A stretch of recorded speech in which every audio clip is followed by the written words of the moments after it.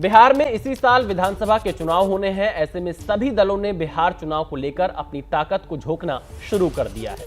सभी राजनीतिक दल अपनी रणनीति को अंतिम रूप देने में जुट गए हैं और बिहार की राजनीति से जुड़ी हुई इस वक्त की बड़ी खबर आ रही है। चिराग पासवान विधानसभा का चुनाव लड़ सकते हैं। एलजेपी कार्यकारिणी की बैठक में सर्वसम्मति से फैसला हुआ है। पटना, दानापुर या हाजीपुर से किसी एक सीट से हो सकते हैं उम्मीदवार। विधानसभा चुनाव लड़ने पर चिराग पासवान लेंगे अंतिम फैसला। अरुण भारती ने चिराग के चुनाव लड़ने के संकेत दिए। सूत्रों के हवाले से यह खबर आई और अब सवाल यह है कि बिहार चुनाव में चिराग पासवान की एंट्री से क्या पूरा चुनावी समीकरण ही बदल सकता है, क्योंकि चिराग पासवान का केंद्र की राजनीति से बिहार के सियासी मैदान में सीधे तौर पर आना महागठबंधन के नेता तेजस्वी प्रसाद यादव के लिए भी एक नई सियासी चुनौती के तौर पर माना जा रहा है। सवाल यह कि आखिर चिराग पासवान के बिहार विधानसभा चुनाव लड़ने को लेकर एलजेपीआर का यह फैसला बिहार की राजनीति की दृष्टि से कितना बड़ा है। क्या तेजस्वी यादव के लिए यह नया चैलेंज है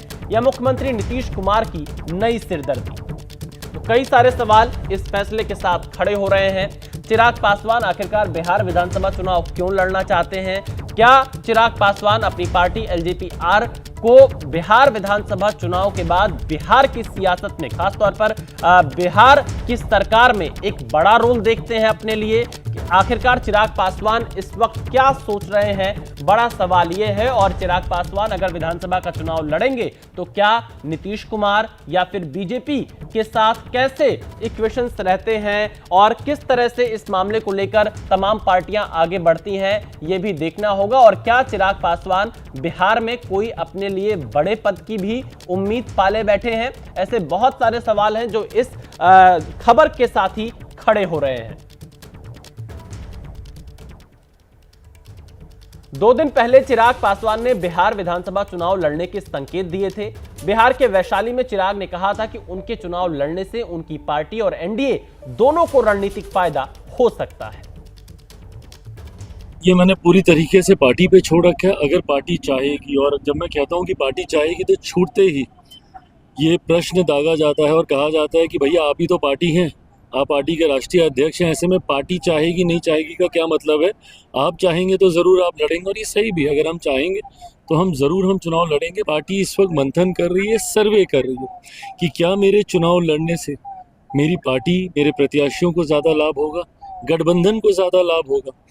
और कई बार देखा गया है कि जब पार्टी का कोई बड़े नेता जब खुद आकर चुनाव लड़ते हैं तो उसमें पार्टी के स्ट्राइक रेट को बेटर करने में मदद मिलती है, गठबंधन का प्रदर्शन बेहतर होता है। तो क्या चिराग पासवान विधानसभा का चुनाव लड़ेंगे? हमारी संवाददाता निधि श्री पटना से हमारे साथ लाइव जुड़ चुकी हैं। सीधे निधि श्री के पास चलते हैं। निधि, चिराग पासवान के विधानसभा चुनाव लड़ने के मायने क्या होंगे? क्या इससे नीतीश कुमार की सिरदर्दी बढ़ेगी, तेजस्वी यादव को चैलेंज मिलेगा, और क्या बिहार की सरकार में चिराग पासवान अपना कोई रोल देखना चाहते हैं? क्या उनके सपने किसी बड़ी कुर्सी की तरफ भी हैं? और क्या बीजेपी उनको इतनी सीटें देगी कि वो इस सपने को देख पाए? देखिए विशाल, इसमें कई बातें हैं। सबसे पहले तो मैं ये आपको बताऊं कि चिराग पासवान ने आज, जब से वो राजनीति में है, जब से 2014 में उन्होंने पहली बार चुनाव लड़ा था लोकसभा, उसके बाद अगर देखें तो उसके बाद से ही लगातार चिराग केंद्र की राजनीति उन्होंने की है। और उनके पिता, इससे पहले अगर चलेंगे तो उनके पिता रामविलास पासवान भी केंद्र की राजनीति में ही रहे, शुरुआत से लेकर जब वो गुजरे उस वक्त तक। चिराग पासवान पिछले 2 साल से देख लें तो या यूं कह लीजिए, थोड़ा और पीछे चलते हैं, पिछला जब विधानसभा चुनाव उन्होंने लड़ा था अलग होकर के, उस वक्त से ही चिराग पासवान बिहारी फर्स्ट की बातें कर रहे हैं, लगातार जाते हैं, जनसभाएं कर रहे हैं। और इस वक्त आज की तारीख में जब वो मंत्री बने हैं पहली बार, केंद्रीय मंत्री, तो एक बड़ा कद उनके पास है। लेकिन उसके बावजूद चिराग पासवान खुले तौर पर, खुले मन से कई बार वो कहते हैं कि बिहार की राजनीति उन्हें पुकार रही है और वो बिहार आकर के बिहार की जनता के लिए बातचीत करना चाहते हैं। एक बात तो तय है कि एलजेपी में अगर अगर चिराग पासवान जो चाह लेंगे, क्योंकि उनके अलावा कोई बड़ा ऐसा नेता है नहीं, क्षेत्रीय दल है एलजेपी, और ऐसे में चिराग पासवान जो तय करेंगे वही सर्वसम्मति का फैसला होगा। हालांकि औपचारिक तौर पर उनकी पार्टी के कई लोगों से हमने बातचीत की, उनका कहना है कि हमने सर्वे कराया है और सर्वे में लोग कह रहे हैं कि अगर चिराग पासवान बिहार की राजनीति करना चाहते हैं तो इसके लिए ज़रूरी ये होगा कि वो बिहार आकर के बिहार में रहकर बिहार की बात करें। तो तमाम बातें कही जा रही है। चिराग पासवान की तरफ से अभी तक कोई आधिकारिक स्पष्टता नहीं आई है कि क्या इस बार वो बिहार विधानसभा चुनाव लड़ना चाहते हैं। हालांकि एक बात तो तय है कि कुछ दिनों पहले उन्होंने नीतीश कुमार से मुलाकात की थी और उसके बाद से ही इस बात को लेकर चर्चाएं थी कि क्या सीट शेयरिंग में वो इस मजबूत पोजीशन तक पहुंच पाते हैं, क्योंकि इस वक्त एनडीए में वो सबसे ज़्यादा सहज महसूस कर रहे हैं। लेकिन अगर वो चुनाव लड़ने के लिए, क्योंकि एनडीए ये तय कर चुका है कि इस बार अगर कोई चुनाव इस बार लड़ा जाएगा तो वो सीएम एक सवाल ये है कि चिराग पासवान की पार्टी को एनडीए कितनी सीटें चुनाव लड़ने के लिए दे सकती है विधानसभा चुनाव में, इसको लेकर क्या चर्चाएं हैं बिहार में?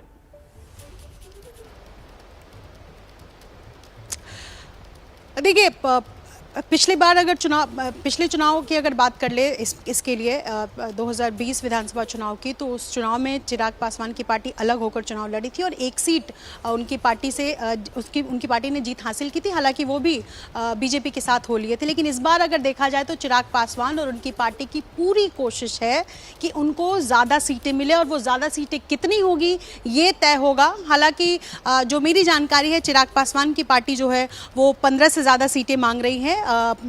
कितने पर तय हो पाता है ये भी देखना होगा। पिछले दिनों जब उन्होंने नीतीश कुमार से मुलाकात की थी तो ये भी इशारा उनको किया गया कि जो भी तय होगा, चिराग पासवान कितनी सीटों पर लड़ेंगे ये जेडीयू तय नहीं करेगी, बीजेपी के कोटे से ही उनको सीट दी जाएगी। कितनी सीटें उनको मिलती है ये देखना होगा, कितनी सीटों पर वो सम्मानजनक महसूस कर पाते हैं, उनकी पार्टी महसूस कर पाते हैं ये भी देखना होगा। क्योंकि कुछ वक्त से देखा जाए तो चिराग पासवान जो बातें कर रहे हैं कि उनकी पार्टी सम्मानजनक इस बार चुनाव लड़े, और उनकी पार्टी की तरफ से ये भी इशारा किया जा रहा है कि हमारी अलग पहचान है, यानी एक मजबूत एलजेपी की पहचान है। और आज की तारीख में जब तमाम चीज़ें इधर उधर हुई, उसके बाद चिराग पासवान केंद्रीय मंत्री बने और उसके बाद लगातार निधि, आपके साथ राजीव रंजन अगर मौजूद हैं तो क्या आप उनसे बातचीत करिए, इस खबर पर उनकी प्रतिक्रिया भी लीजिए। राजीव रंजन अगर आपके साथ मौजूद हैं तो देखिए, राजीव रंजन जी मेरे साथ मौजूद थे, लेकिन जेडीयू के तमाम जो बड़े नेता हैं वो चिराग पासवान पर खुलकर बातचीत नहीं कर पा रहे हैं इस वक्त। इसके पीछे कई वजह हो सकती है। मैं कोशिश करूंगी राजीव रंजन से बातचीत करने की एक बार फिर से, लेकिन ये देखना होगा कि जो जेडीयू के नेता की तरफ से मुझे जानकारी मिल रही है कि कहीं ना कहीं तमाम नेताओं से हमने बातचीत की कि ये सिर्फ एक क्या प्रेशर पॉलिटिक्स है जिस पर चिराग पासवान फोकस कर रहे हैं, क्योंकि चुनाव सिर पर है। और ऐसे में ये बता देना एलजेपी की तरफ से कि हम इस चुनाव के लिए तैयार है और चिराग पासवान बिहार विधानसभा चुनाव लड़ना चाहते हैं। तमाम बातें कही जा रही है और अलग अलग बातों को लेकर के कहा जा रहा है कि चिराग क्या सिर्फ प्रेशर बनाने के लिए इतनी सीटों की मांग करने के लिए, निदेश, सवाल यह है कि क्या ये दबाव बनाने की कोशिश चिराग पासवान की तरफ से की जा रही है, क्योंकि चिराग पासवान भी ये जानते हैं कि बहुत ज्यादा सीटें तो बिहार में उनको नहीं मिलने वाली है, तो क्या ये प्रेशर पॉलिटिक्स अभी से की जा रही है ज्यादा सीटों के लिए? यह एक बड़ा सवाल है। बहुत शुक्रिया निधि पूरी जानकारी देने के लिए। आगे बढ़ते हैं। चुनावी राज्य बिहार के सबसे बड़े सियासी घराने में एक रिश्ते के कबूलनामे के बाद सियासी घमासान मचा हुआ है। दरअसल लालू के बड़े बेटे और आरजेडी से विधायक तेज प्रताप यादव ने 24 मई को फेसबुक पर पोस्ट कर अपने नए रिश्ते की जानकारी दी, जिसके अगले ही दिन आरजेडी सुप्रीमो और तेज प्रताप यादव के पिता ने तेज प्रताप को 6 साल के लिए पार्टी और परिवार से निष्कासित कर दिया। लालू परिवार में सियासी रूप से एक्टिव लालू के छोटे बेटे तेजस्वी, बेटी मीसा भारती और दूसरी बेटी रोहिणी आचार्य ने भी लालू के फैसले का समर्थन किया। और अब इसके ठीक 6 दिनों के बाद तेज प्रताप यादव ने पहली बार चुप्पी तोड़ी है, जिसमें उन्होंने लालची, जयचंद जैसे शब्दों का प्रयोग किया है। तो तेज प्रताप यादव ने आखिरकार इन शब्दों का प्रयोग किसके लिए किया है? किसको जयचंद बताया, किसको लालची बताया? ऐसे शब्दों के प्रयोग से सवाल ये उठ रहे हैं कि क्या परिवार के अंदर उनका इशारा है या पार्टी में किसी की ओर उनका इशारा है? क्योंकि जिस तरह से ये पूरा विवाद देखने को मिला, तेज प्रताप यादव ने जब फेसबुक पर पोस्ट लिखी जिसे बाद में उन्होंने डिलीट कर दिया, उसके बाद लालू यादव ने उनको पार्टी से बाहर निकाल दिया, परिवार से दूर कर दिया। तेज प्रताप यादव ने सोशल मीडिया प्लेटफॉर्म एक्स पर पोस्ट कर क्या लिखा वो देखिए। उन्होंने लिखा, मेरे प्यारे मम्मी पापा, मेरी सारी दुनिया बस आप दोनों में ही समाई है। भगवान से बढ़कर हैं आप और आपका दिया कोई भी आदेश। आप हैं तो सब कुछ है मेरे पास। मुझे सिर्फ आपका विश्वास और प्यार चाहिए, ना कि कुछ और। पापा आप नहीं होते तो ना ये पार्टी होती और ना मेरे साथ राजनीति करने वाले कुछ जयचंद जैसे लालची लोग। अब सवाल है कि तेज प्रताप यादव के लिए जयचंद आखिर कौन है? तेज प्रताप ने इस पोस्ट में परिवार के किसी और सदस्य का जिक्र नहीं किया है। तो क्या तेज प्रताप का इशारा घर के किसी सदस्य की तरफ है या फिर तेज प्रताप पार्टी के किसी नेता पर अपनी भड़ास निकाल रहे हैं?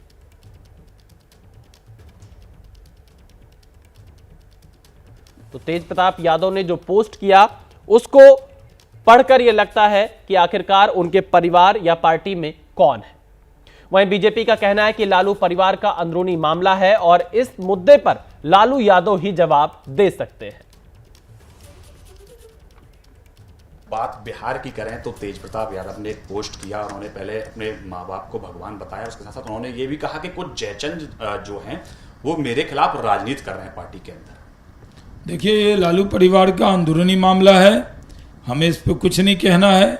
हमें तो इतना मालूम है कि तेज प्रताप यादव का विषय उनके परिवार का विषय है और परिवार से उनको निकाला गया है। इसके बारे में लालू जी ही अधिकृत हैं कि वही क्या बयान देंगे। तेज प्रताप कोई बयान देते हैं तो इस पर जवाब हमारी तरफ से नहीं आना है बल्कि लालू जी की तरफ से आना है, तो उनसे ये सवाल पूछा जाना चाहिए। इस वक्त एक बड़ी खबर आ रही है। बिहार में चुनाव से पहले एक और आयोग का गठन किया गया। अनुसूचित आयोग के गठन की अधिसूचना जारी कर दी गई है। चिराग पासवान के जीजा मृणाल पासवान इसके अध्यक्ष बनाए गए हैं। जीतन राम के दामाद देवेंद्र मांझी को उपाध्यक्ष बनाया गया है। तो बिहार चुनाव से पहले एक और आयोग का गठन किया गया। शशांक हमारे संवाददाता फोन लाइन पर जुड़ चुके हैं। शशांक, अनुसूचित आयोग का गठन जरूर किया गया है लेकिन परिवार के सदस्यों को इसमें जगह दी गई। चिराग पासवान के जीजा मृणाल पासवान अध्यक्ष और जीतन राम के दामाद देवेंद्र मांझी उपाध्यक्ष। देखिए, यहाँ दो चीजों को समझने की जरूरत है। बिहार की सियासत जाति के इर्द गिर्द घूमती है। इस साल चुनाव होने हैं, तमाम दल जो जातीय समीकरण है उसको साधने की कोशिश में लगे हुए हैं। जो रामविलास पासवान की पहली पत्नी थी, उनके जो दामाद हैं उनको बनाया गया है अध्यक्ष और जीतन राम मांझी के दामाद को उपाध्यक्ष बनाया गया है। और आपको मैं बता दूं कि इसमें एक बड़ी बात यह है कि परिवार के लोगों को जो है मौका दिया गया। तो कहीं ना कहीं विपक्ष जरूर घेरेगा इस फैसले पर, लेकिन कहीं ना कहीं जातीय समीकरण साधने की जो कोशिश है वो यहाँ पे की गई है। और आपको मैं बता दूं, ये आयोग के गठन का जो मामला है वो लंबे समय से लंबित था। तो आप देखे होंगे, कुछ दिन पहले ही उच्च जातियों के विकास के लिए आयोग का गठन हुआ, उसके पहले अल्पसंख्यक आयोग का गठन हुआ, अब ये हो रहा है। तो चुनावी वर्ष में इस सरकार का ये बड़ा फैसला जो है वो माना जा रहा है। और आपको बता दूं, ये जो आयोग का गठन हुआ है